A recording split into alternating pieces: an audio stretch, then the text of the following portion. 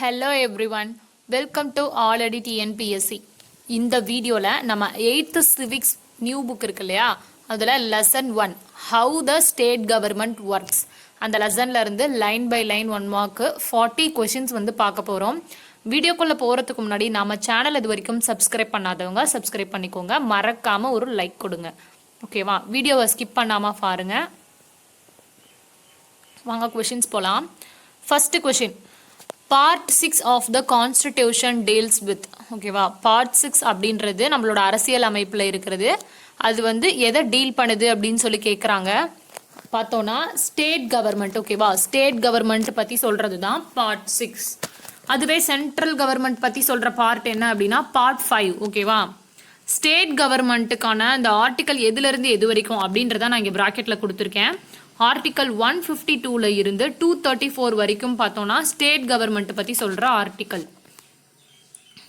அடுத்தது second question, the state executive consist of the. ஓகேவா, state executive அதாவது மாநில நிர்வாகத்தில் யார் யாரெல்லாம் இருக்காங்க அப்படின்னு சொல்லி கேட்குறாங்க. ஆப்ஷன்ஸ் பாருங்கள். ஆல் ஆஃப் த எபோ தான் இதுக்கு வந்து ஆன்சர். அதாவது யார் யார் இருப்பாங்கன்னா கவர்னர் இருப்பாங்க, கவுன்சில் ஆஃப் மினிஸ்டர்ஸ் இருப்பாங்க, சீஃப் மினிஸ்டர்ஸ். ஓகேவா, இவங்க எல்லாருமே வந்து இருப்பாங்க. இவங்கெல்லாம் நிர்வாகத்தை பார்த்துக்கிறவங்க தான்.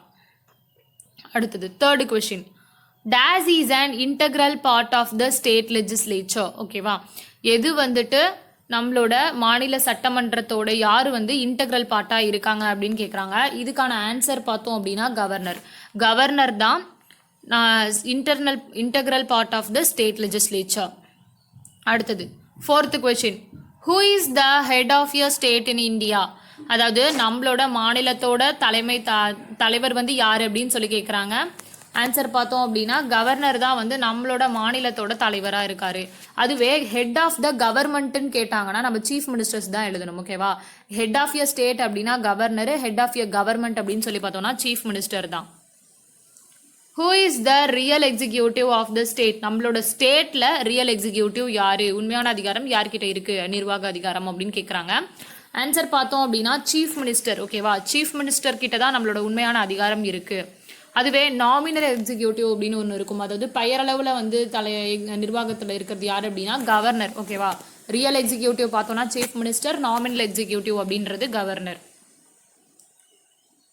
Choose the correct statement. Okay, option A, அதாவது the governor is appointed by the president of India அப்படின்னு சொல்லி கொடுத்துருக்காங்க. ஓகேவா, கவர்னர் அப்பாயின்ட் பண்ணுறது பிரசிடென்டா, ஸோ இது கரெக்ட் தான். Governor should have completed 35 years of age. கவர்னருக்கு 35 இயர் வந்துட்டு 35 இயர்ஸ் ஆஃப் ஏஜ் வந்து ஆகணும். அதாவது கவர்னர் எலெக்ஷனுக்கு நிற்கிறாங்க அப்படின்னா அவங்களுக்கு 35 வயசு வந்து கம்ப்ளீட் ஆயிருக்கணும். While appointing the governor the president as per the advice of the union cabinet. அதாவது கவர்னரை பிரசிடென்ட் தானே அப்பாயின்மெண்ட் பண்ணுவார். அவர் அப்பாயின்மெண்ட் பண்ணுற அந்த டைமிங்கில் பார்த்தோம் அப்படின்னா அவர் யூனியன் கேபினெட் அமைச்சர்கள் கிட்ட வந்து கலந்து ஆலோசித்து தான் வந்து அப்பாயின்மெண்ட் பண்ணுவாருன்னு சொல்லியிருக்காங்க. ஸோ இந்த பாயிண்ட்டும் வந்து கரெக்டு தான். The person is not appointed governor in is own state. ஓகேவா, அதாவது என்ன சொல்கிறாங்கன்னா ஒரு பர்சனை வந்துட்டு இப்போ நம்ம கவர்னராக அப்பாயின்மெண்ட் பண்ணுறோம் அப்படின்னா அந்த ஸ்டேட்டை சார்ந்தவராக அந்த கவர்னர் இருக்கக்கூடாது.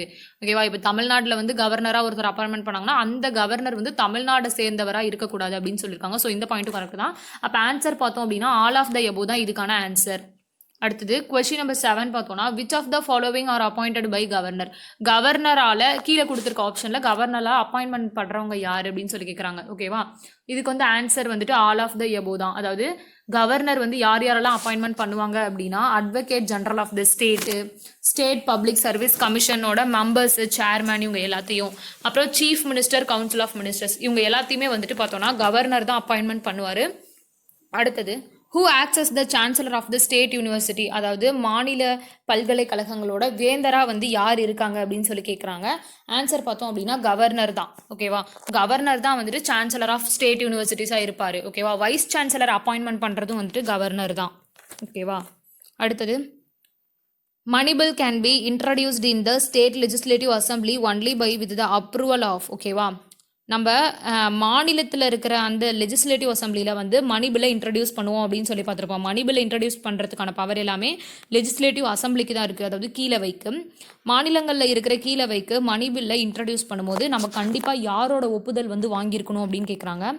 ஆன்சர் பார்த்தோம் அப்படின்னா கவர்னரோட ஒப்புதல் இருந்தால் மட்டும்தான் அந்த மணி பில்லை வந்து நம்ம இன்ட்ரடியூஸ் பண்ண முடியும். ஓகே. அடுத்தது 10th கொஷின்.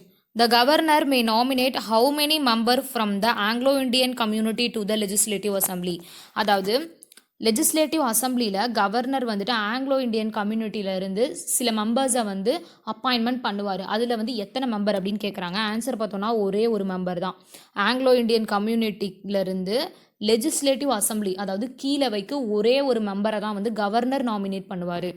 அதுவே வந்துட்டு லெஜிஸ்லேட்டிவ் கவுன்சில் மேலவை இருக்கு இல்லையா, அதுக்கு எத்தனை பேர் அப்படின்னு கேட்டாங்கன்னா வந்துட்டு பார்த்தோன்னா 1/6 மெம்பர்ஸை வந்து நாமினேட் பண்ணுவார். ஓகேவா. லெஜிஸ்லேட்டிவ் கவுன்சிலுக்கு 1/6, லெஜிஸ்லேட்டிவ் அசம்பிளிக்கு 1. The annual budget of the state government is laid before the legislature with the approval of. அதாவது நம்மளோட ஆண்டு அறிக்கையெல்லாம் இருக்கு இல்லையா, அந்த இதெல்லாம் வந்து ஸ்டேட் கவர்மெண்ட்டோடது. ஓகேவா. மாநிலத்தோடத அந்த மாநிலத்தோட வரவு செலவு அந்த கணக்குகள்லாம் பார்த்தோம் அப்படின்னா சட்டமன்றத்தில் சமர்ப்பிக்கிறதுக்கு முன்னாடி யாரோட ஒப்புதல் வந்து வாங்கியிருக்கணும் அப்படின்னா கவர்னரோட ஒப்புதல். ஓகேவா. ஸ்டேட் கவர்மெண்ட்டில் யாரோட ஒப்புதல் வாங்கியிருக்கணும் அப்படின்னா கவர்னரோட ஒப்புதல் வந்து வாங்கியிருக்கணும். The governor appoints the leader of the majority party in the state legislative assembly as the. ஓகேவா. என்ன சொல்லியிருக்காங்க அப்படின்னா கவர்னர் வந்து நம்ம மாநில சட்ட கீழவை இருக்கு இல்லையா, அந்த கீழவையிலேருந்து ஒரு மெஜாரிட்டியாக இருக்கவங்க தான் வந்துட்டு ஃபார்ம் பண்ணுவாங்க கவர்மெண்ட்டை. அந்த மெஜாரிட்டியில் இருக்கவங்க லீடரை வந்து என்னவா அப்பாயின்மெண்ட் பண்ணுவாங்க அப்படின்னு கேட்குறாங்க, சீஃப் மினிஸ்டரா. ஓகேவா. லெஜிஸ்லேட்டிவ் அசம்பிளியோட மெஜாரிட்டி யார் வின் பண்ணுறாங்களோ அவங்க தான் வந்து கவர்மெண்ட்டை ஃபார்ம் பண்ணுவாங்க.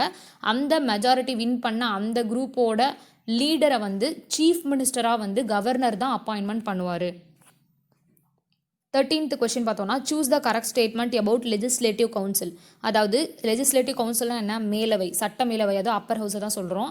அதை வந்து கீழே கொடுத்துருக்க ஸ்டேட்மெண்ட்டில் என்னென்ன கரெக்ட் அப்படின்னு கேட்குறாங்க. ஆல் ஆஃப் த எபோவ் தான் வந்து கரெக்ட். அதாவது ஏ, ஆப்ஷன் ஏ பார்த்தோன்னா total strength of the legislative council must not be less than 40 under not more than 1/3 of the total strength of the legislative assembly of the state. ஓகேவா. என்ன சொல்லியிருக்காங்கன்னா சட்ட மேலவையில் 40க்கும் கம்மியான members வந்து இருக்கக்கூடாது. ஓகேவா. Must not be less than 40 அப்படின்னா 40க்கும் கம்மியாக இருக்கக்கூடாது. அதுவே வந்து சட்ட கீழவையை கம்பேர் பண்ணும்போது 1/3 மிகாமல் இருக்கணும் அப்படின்னு சொல்லியிருக்காங்க. ஓகேவா. 1/3 மிகாமல் இருக்கணும் அப்படின்னு சொல்லியிருக்காங்க. அடுத்தது 1/3 of its members retire every 2 years and the elections were held to fill the vacant seats. அதாவது சட்ட மேலவையில் இருக்க, அதாவது லெஜிஸ்லேட்டிவ் கவுன்சிலில் பார்த்தோம் அப்படின்னா 2 வருஷத்துக்கு ஒரு முறை 1/3 உறுப்பினர்கள் வந்து ரிட்டையர் ஆகிடுவாங்க. அந்த ரிட்டையர்மெண்ட் ஆனதுக்கப்புறம் அந்த பிளேஸை வந்து எலெக்ஷன்ஸ் வச்சு அந்த சீட்ஸை வந்து வேக்கண்ட் ஆனதை ஃபில் பண்ணிடுவாங்க. அதுக்கப்புறம் should have completed 30 years of age. அவங்களுக்கு கண்டிப்பாக 30 வயசு வந்து கம்ப்ளீட் ஆகிருக்கணும். எலெக்ஷன்ஸ்க்கு வந்து நிற்கணும், பார்ட்டிசிபேட் பண்ணணும் அப்படின்னா 30 வயசு வந்து கம்ப்ளீட் ஆகிருக்கணும். இதெல்லாம் எதுக்காக அப்படின்னா எல்லாமே லெஜிஸ்லேட்டிவ் கவுன்சிலுக்காக தான் இவ்வளோ நேரம் சொல்லியிருக்கேன். அடுத்தது 14th கொஷின் பார்த்தோன்னா a person has to dash years old to contest election to the legislative assembly. ஓகேவா. சட்ட கீழவை, லெஜிஸ்லேட்டிவ் அசம்பிளினா சட்ட கீழவையா, அந்த லெஜிஸ்லேட்டிவ் அசம்பிளியில் வந்துட்டு எலெக்ஷனுக்கு நிற்கணும் அப்படின்னா அவங்களுக்கு எவ்வளோ வயசு வந்து கம்ப்ளீட் ஆகிருக்கணும் அப்படின்னா 25. நம்ம மேலே கொஷனில் பார்த்துருப்போம் 30 வயசு கம்ப்ளீட் ஆனால் தான் வந்து லெஜிஸ்லேட்டிவ் கவுன்சிலில் நிற்கும். லெஜிஸ்லேட்டிவ் அசம்பிளி அப்படின்னு சொல்லி பார்த்தோன்னா மொத்தமாக 25 வயசு வந்து கம்ப்ளீட்டாக இருக்கணும். 15th கொஷின் வந்துட்டு என்னென்னா according to the constitution a legislative assembly cannot have more than 500 members and not less than dash members. ஓகேவா. லெஜிஸ்லேட்டிவ் அசம்பிளியில் வந்துட்டு எவ்வளோ மெம்பர்ஸ் இருக்கணும்னு கான்ஸ்டியூஷனில் கொடுத்துருக்காங்க அப்படின்றதான் வந்துட்டு இந்த கொஷின். அதாவது 500 மெம்பர்ஸ்க்கு மேலே போகக்கூடாது, 500 மெம்பர்ஸ்க்கு மோர் தெனாகவும் போகக்கூடாது, அண்ட் தென் 60 மெம்பர்ஸ்க்கு லெஸ் தெனாகும் கீழே குறையவும் கூடாது, 60 மெம்பர்ஸ்க்கு கீழேயும் குறையக்கூடாது அப்படின்னு சொல்லி தான் கான்ஸ்டியூஷனில் கொடுத்துருப்பாங்க. Who can summon and prorogue the sessions of the state legislature. அதாவது மாநில சட்டமன்ற கூட்டத்தொடரை நடத்துறதுக்கு, அதை டிசால்வ் பண்ணுறதுக்கு அதுக்கான அதிகாரம் வந்து யார்கிட்ட இருக்குது அப்படின்னு சொல்லி கேட்குறாங்க. ஆன்சர் பார்த்தோம் அப்படின்னா கவர்னர் தான் மாநில சட்டமன்ற தொடரை வந்து நடத்துறது, அந்த லெஜிஸ்லேச்சரை டிசால்வ் பண்ணுறது, அதுக்கான ப்ரொவிஷன்ஸ்லாம் அவர்கிட்ட தான் இருக்குது. 17th கொஷின் வந்து என்னென்னா இன் Tamil Nadu there are dash legislative constituencies. தமிழ்நாட்டில் மொத்தமாக எத்தனை சட்டமன்ற தொகுதிகள் இருக்குது அப்படின்னு சொல்லி கேட்குறாங்க. ஆன்சர் பார்த்தோம் அப்படின்னா மொத்தமாக 234. ஓகேவா. 234 இது வந்து ரொம்ப இம்பார்ட்டண்ட், இது அடிக்கடி கேட்ட கொஷின். அடுத்தது கொஷின் நம்பர் 18 பார்த்தோம் அப்படின்னா சூஸ் த கரெக்ட் ஸ்டேட்மெண்ட். ஆக்சுவலாக எல்லாமே கரெக்ட் தான். ஆல் ஆஃப் த எபோ தான் answer. The legislative assembly meets 2 or 3 times in a year. ஓகேவா, அதாவது சட்டக்கீழவை அப்படின்றத வருஷத்தில் 2 அல்லது 3 முறை வந்து இந்த சட்டமன்றம் அந்த கூட்டத்தொடர் வந்து நடக்கும். லெஜிஸ்லேட்டிவ் அசம்பிளியோட மீட்டிங்ஸ் வந்து 2 அல்லது 3 முறை ஒரு வருஷத்துக்குள்ளே நடக்கும். அதுக்கப்புறம் என்ன சொல்லியிருக்காங்க அப்படின்னா the party with more then 118 selected candidates are invited by the governor to form the government. ஓகேவா, 118க்கும் மேலே வாக்களிச்சு அதாவது எடுத்த எம்எல்ஏஸ் இருக்காங்க இல்லையா, அந்த அந்த பார்ட்டி வந்துட்டு எதுவோ அதை தான் வந்து கவர்னரை வந்து கூப்பிட்டு கவர்மெண்ட்டை ஃபார்ம் பண்ண சொல்லி ரெக்கமெண்ட் பண்ணுவார். இதுவும் கரெக்டு தான். Legislative assembly has control over the finances of the state. நம்மளோட நிதி சார்ந்தது, அதுக்கப்புறம் வந்து பண மசோதா, இது எல்லாமே லெஜிஸ்லேட்டிவ் அசம்பிளிக்கு தான் அதை கண்ட்ரோல் பண்ணுறதுக்கான பவர் வந்து எல்லாமே அதுக்கு தான் இருக்குது. ஓகேவா, இந்த மணி பில்லு, ஃபினான்ஷியல் பில், இது எல்லாமே லெஜிஸ்லேட்டிவ் அசம்பிளியிலேருந்து மட்டும்தான் இன்ட்ரடியூஸ் பண்ண முடியும். இது இன்ட்ரடியூஸ் பண்ணுறதுக்கு முன்னாடி பார்த்தோம் அப்படின்னா நம்ம கவர்னரோட ஒப்புதலை வந்து வாங்கியிருக்கணும். அடுத்தது ஆப்ஷன் டி பார்த்தோம்னா legislative assembly is more powerful then the legislative council அப்படின்னு சொல்லியிருக்காங்க. அதாவது சட்ட கீழவை தான் வந்துட்டு ரொம்ப பவர்ஃபுல்லாக இருக்கும். லெஜிஸ்லேட்டிவ் அசம்பிளி வந்து ரொம்ப பவர்ஃபுல் லெஜிஸ்லேட்டிவ் கவுன்சிலை கம்பேர் பண்ணும்போது. ஓகேவா, அடுத்தது கொஷின் நம்பர் 19 பார்க்கலாம். Which of the following are basics function of the government. ஓகேவா, அதாவது நம்மளோட கவர்மெண்ட்டோட பேசிக் ஃபங்க்ஷன்ஸ் வந்து என்னென்ன அப்படின்னு சொல்லி கேட்குறாங்க. நார்மலாக தெரியும், ஆல் ஆஃப் த எபோ தான். அதாவது லாவை வந்து மேக் பண்ணுறது, அதுக்கப்புறம் அதை எக்ஸிக்யூட் பண்ணுறது, என்ஷுவரிங் ஜஸ்டிஸ். ஓகேவா, இது 3 தான் கவர்மெண்ட்டோட normal function, basic function. How a bill becomes an act. ஒரு பில்லு, ஒரு மசோதா அப்படின்றது எப்படி சட்டமாக்கப்படுது அப்படின்னு கேட்டிருக்காங்க. இதுதான் வந்து லைன் ஆஃப் ப்ரொசீஜர். ஓகேவா, அசெண்டிங்கில் தான் ஆர்டர் வைஸ் கொடுத்துருக்கேன். என்ன அப்படின்னா ஃபஸ்ட்டு வந்துட்டு ஒரு பில்லை வந்து லெஜிஸ்லேட்டிவ் அசம்பிளியில் ப்ரெசென்ட் பண்ணுறாங்க. ஓகேவா, அதுக்கப்புறம் என்ன பண்ணுவாங்கன்னா ஆப்ஷன் பி பாருங்கள், அதுக்கான டிபேட்டும் டிஸ்கஷன்ஸும் நடக்கும்.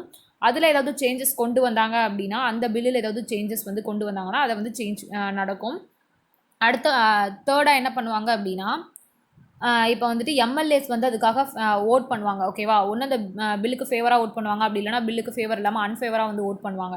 இப்போ வந்துட்டு எக்ஸாம்பிளுக்கு எடுத்துட்டோம்னா ஒரு 100 எம்எல்ஏ இருக்காங்க அப்படின்னா 50-50. ஓகேவா, ஹாஃப்க்கு மேலே 51 இருந்தாலும் சரி, ஹாஃபுக்கு மேலே ஹாஃப் ஆஃப் த எம்எல்ஏஸ்க்கு மேலே வந்து பில்லுக்கு ஃபேவராக ஓட் பண்ணிட்டாங்க அப்படின்னா அந்த பில்லில் கவர்மெண்ட்டோட சிக்னேச்சர் இருந்துச்சு அப்படின்னா, அதாவது அசன்ட் சிக்னேச்சரை வாங்கி அதை வந்து ஒரு ஆக்டாக வந்து பாஸ் பண்ணியிருப்பாங்க. ஓகேவா, இப்படி தான் பில்லு வந்து ஆக்டாக வந்து மூவ் ஆகுது. ஓகேவா, question number 21. The legislative assembly of Tamil Nadu is located at. அதாவது நம்மளோட லெஜிஸ்லேட்டிவ் அசம்பிளி தமிழ்நாடோட அந்த சட்டக்கீழவை எங்கே லொக்கேட் ஆயிருக்கு அப்படின்னு கேட்குறாங்க. ஆன்சர் பார்த்தோம் அப்படின்னா சென்னையில் தான் வந்து லெஜிஸ்லேட்டிவ் அசம்பிளி இருக்குது. Question number 22. Choose the correct statement about chief minister. Chief மினிஸ்டரை பற்றி கரெக்டான ஸ்டேட்மெண்ட் வந்து சூஸ் பண்ண சொல்லியிருக்காங்க. ஆல் ஆஃப் த எபோ தான். அதாவது chief minister has no fixed term of office. Chief மினிஸ்டருக்குன்னு சொல்லிட்டு ஃபிக்ஸ்டு டேர்ம் ஆஃப் ஆஃபீஸ் எதுவும் இவ்வளோ வருஷம் தான் இருக்கணும் அப்படின்னு நம்மளோட கான்ஸ்டிடியூஷனில் வந்து எதுவுமே குறிப்பிடலை. ஓகேவா, அவங்களோட மெஜாரிட்டியை இழக்கும் போது அவங்க அவரோட போஸ்டிங்கையும் இழந்துருவார். He remains in office so long as he had support of the majority members of the legislative assembly. ஓகேவா, ஏன்னா லெஜிஸ்லேட்டிவ் அசம்பிளியில் இருக்கிற அந்த லீடரை தான் வந்து நம்ம சீஃப் மினிஸ்டராக அப்பாயின்மெண்ட் பண்ணியிருப்போம். அந்த லெஜிஸ்லேட்டிவ் அசம்பிளியில் அவரோட மெஜாரிட்டி அவர் இழந்துட்டாரு அப்படின்ற சமயத்தில் அவர் வந்து அவரோட பதவியும் இழந்துருவார். He loses supports in the legislature, he has to resign. ஓகேவா, இதுதான் அந்த பாயிண்ட். அந்த சட்டமன்றத்தில் வந்துட்டு அவரோட பதவி, அதாவது அவரோட மெஜாரிட்டி இழந்துட்டாரு அப்படின்னா அவர் கண்டிப்பாக வேறு வழியில் ராஜினாமா பண்ணும். அவரோட ராஜினாமா அப்படிங்கிறது அவருக்கு கீழே இருக்க அந்த கவுன்சில் ஆஃப் மினிஸ்டர்ஸ்லாம் இருப்பாங்களே அவங்களோட ராஜினாமாவுக்கு சமமானது தான். அவர் சீஃப் மினிஸ்டர் போயிட்டாங்கன்னா அவங்க கீழே இருக்க அமைச்சர்களும் பதவி விலகல் தான் ஆகணும். கொஸ்டின் நம்பர் 23 பார்த்தோம் அப்படின்னா if the chief minister has not a member of the state legislature at the time of his taking over charge he must be so within a period of.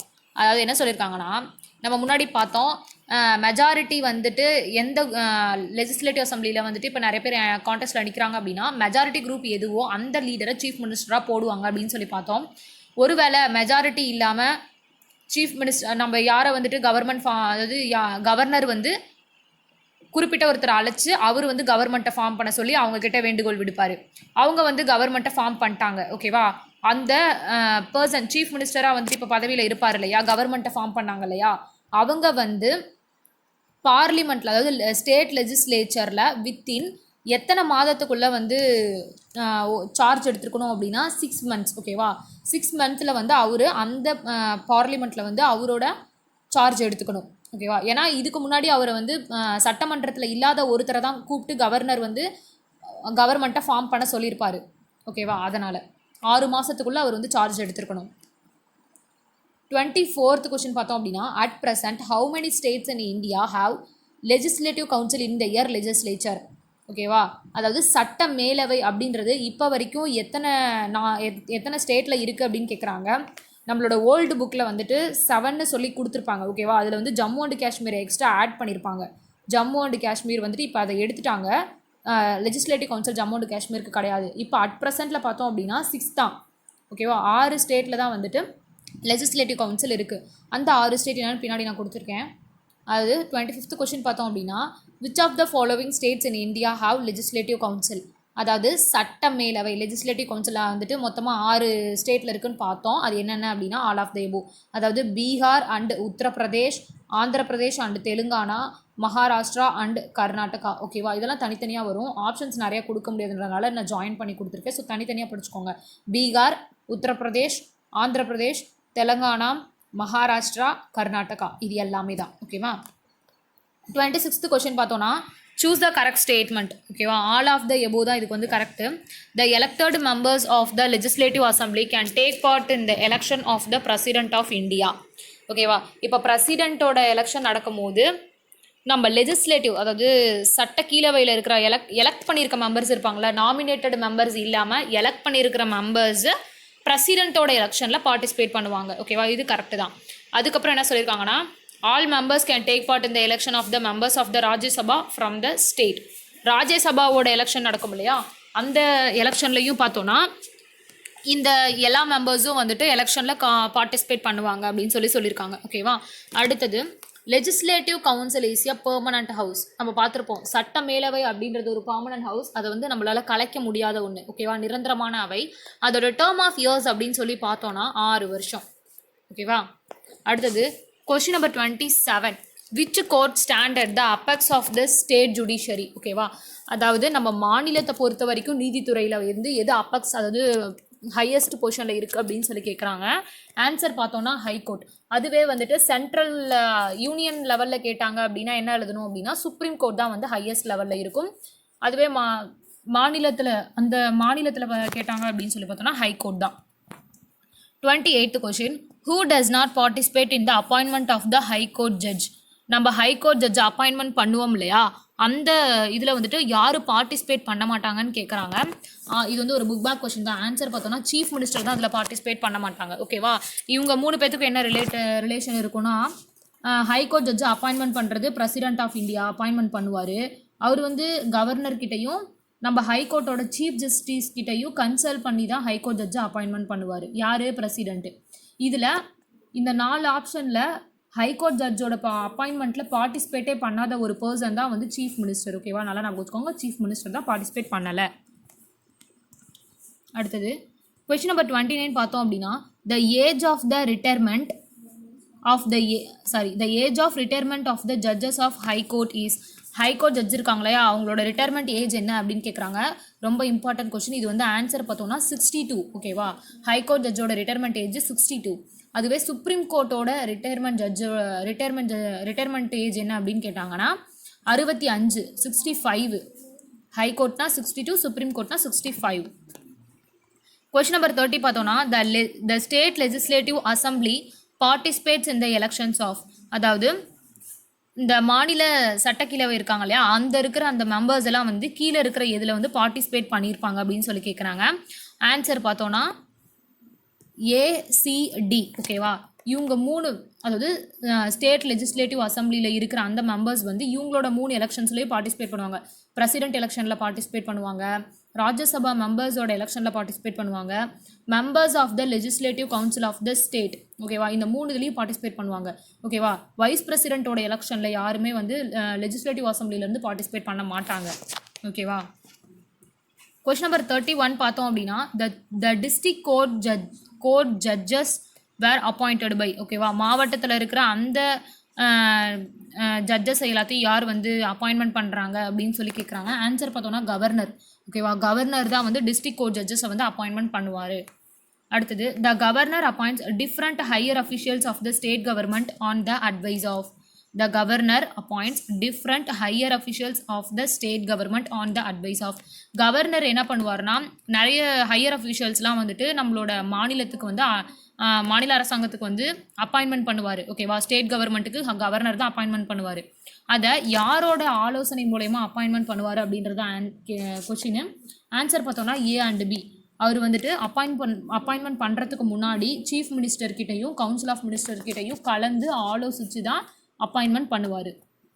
அடுத்தது 33 question number 33. The tenure of the governor is normally dash years. ஓகேவா. கவர்னரோட tenure வந்துட்டு மொத்தமாக நார்மலாக எத்தனை years வரைக்கும்னு கேட்குறாங்க. கவர்னரோட tenure அப்படின்னு சொல்லி பார்த்தோன்னா மொத்தமாக 5. ஓகேவா. 5 இயர்ஸ். அடுத்தது கொஷின் நம்பர் 34 பார்த்தோம் அப்படின்னா ஃபஸ்ட்டு அதாவது கவர்னர் மேட்சிட்டு கொடுத்துருக்கேன். கவர்னரை நம்ம என்னென்னு சொல்லுவோம், முன்னாடி கொஷின்ஸில் நம்ம பார்த்துருப்போம் ப்ரீவியஸ் கொஷின்ஸில். கவர்னர் வந்துட்டு நம்மளோட ஸ்டேட்டோட நாமினல் எக்ஸிக்யூட்டிவ் பெயரளவு தலைவராக இருக்கிறது. சீஃப் மினிஸ்டர் தான் நம்மளோட உண்மையான நிர்வாக தலைவராக இருப்பார், ரியல் எக்ஸிக்யூட்டிவ் ஆஃப் ஸ்டேட். இங்கே லெஜிஸ்லேட்டிவ் அசம்பிளி அப்படின்னா வந்துட்டு லோவர் ஹவுஸ், கீழவை, சட்ட கீழவை. லெஜிஸ்லேட்டிவ் கவுன்சில் அப்படின்னா லெஜிஸ்லேட்டிவ் அசம்பிளி அப்படின்னா லோவர் ஹவுஸ், சட்ட கீழவை. லெஜிஸ்லேட்டிவ் கவுன்சில் அப்படின்னா சட்ட மேலவை, அப்பர் ஹவுஸ்ன்னு சொல்லுவாங்க. ஓகேவா. அடுத்தது கொஸ்டின் நம்பர் 35 பார்த்தோன்னா who is the presiding officer of the legislative council. நம்மளோட லெஜிஸ்லேட்டிவ் கவுன்சில் இருக்கு இல்லையா, அதோட ப்ரைசைடிங் ஆஃபீஸர், அதாவது சட்ட மேலவையோட ப்ரைசைடிங் ஆஃபீஸர் யார் அப்படின்னா சேர்மான் தான் சட்ட மேலவையோட ப்ரைசைடிங் ஆஃபீஸர். அடுத்தது கொஸ்டின் நம்பர் 36 பார்த்தோன்னா மேட்ச் இட். ஓகேவா. லெஜிஸ்லேட்டிவ் கவுன்சிலை பற்றி கொடுத்துருக்கேன், ஸ்ட்ரைட்டாக தான் இருக்குது ஆன்சர். எப்படி அப்படின்னா லெஜிஸ்லேட்டிவ் கவுன்சிலில் வந்துட்டு நம்ம மெம்பர்ஸ் இருக்காங்க இல்லையா, யார் யாரெல்லாம் எலெக்ட் பண்ணுவாங்க. ஓகேவா. 1/3 ஆஃப் த பர்சன்ஸை லோக்கல் கவர்மெண்ட் பாடிஸில் இருக்கவங்க எல்லாரும் எலெக்ட் பண்ணுவாங்க. 1/3 ஆஃப் த மெம்பர்ஸை யார் எலெக்ட் பண்ணுவாங்கன்னா லோக்கல் கவர்மெண்ட் பாடிஸ். அடுத்த ஒரு 1/3 மெம்பர்ஸை பார்த்தோம் அப்படின்னா லெஜிஸ்லேட்டிவ் அசம்பிளியோட மெம்பர்ஸ் இருக்காங்க இல்லையா, அவங்க எலெக்ட் பண்ணுவாங்க, அவங்களால எலெக்ட் பண்ணப்படுவாங்க. அடுத்தது ஒரு 1/12 ஆஃப் த மெம்பர்ஸை பார்த்தோம் அப்படின்னா கான்ஸ்டிடுவன்சியோட கிராஜுவேட்ஸ் வந்து எலெக்ட் பண்ணுவாங்க. அடுத்த ஒரு 1/12 வந்துட்டு பார்த்தோம்னா கிராஜுவேட் டீச்சர்ஸ்லாம் இருக்காங்க இல்லையா, அவங்களால எலெக்ட் பண்ணப்படுவாங்க. 1/6 மெம்பர்ஸை லெஜிஸ்லேட்டிவ் கவுன்சிலுக்கு கவர்னர் நாமினேட் பண்ணுவாங்க. இவங்க எல்லாம் வந்துட்டு அந்த லெஜிஸ்லேட்டிவ் கவுன்சிலில் இருக்கிற மெம்பர்ஸ். ஓகேவா.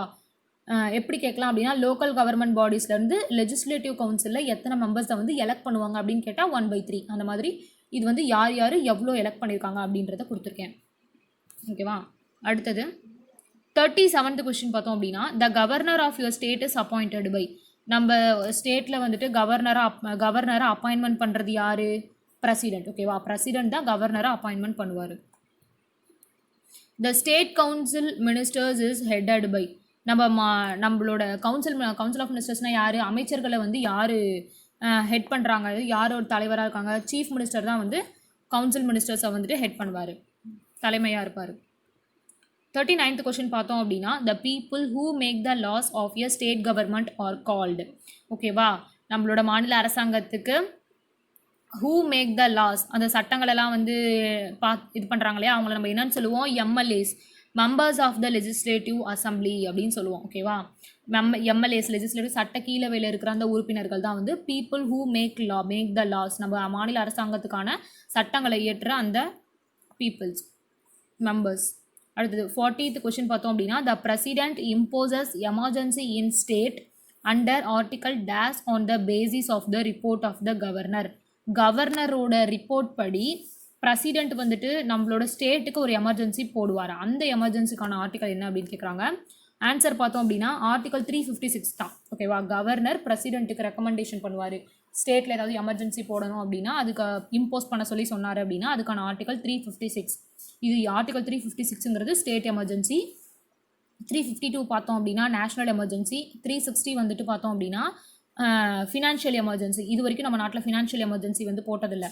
ஓகேவா. இது வரைக்கும் ஃபினான்ஷியல் எமர்ஜென்சி எங்கேயும் போட்டது கிடையாது. ஆர்டிகல் 280 எதை பற்றி சொல்லியிருப்பாங்க அப்படின்னா ஃபினான்ஸ் கமிஷனை நம்ம வந்து காம்போசிட் பண்ணுறோம் இல்லையா, ஃபினான்ஸ் கமிஷனை அமைக்கிறதுக்கான காம்போசிஷனை பற்றி சொல்கிறது தான் ஆர்டிகல் 280. ஓகேவா.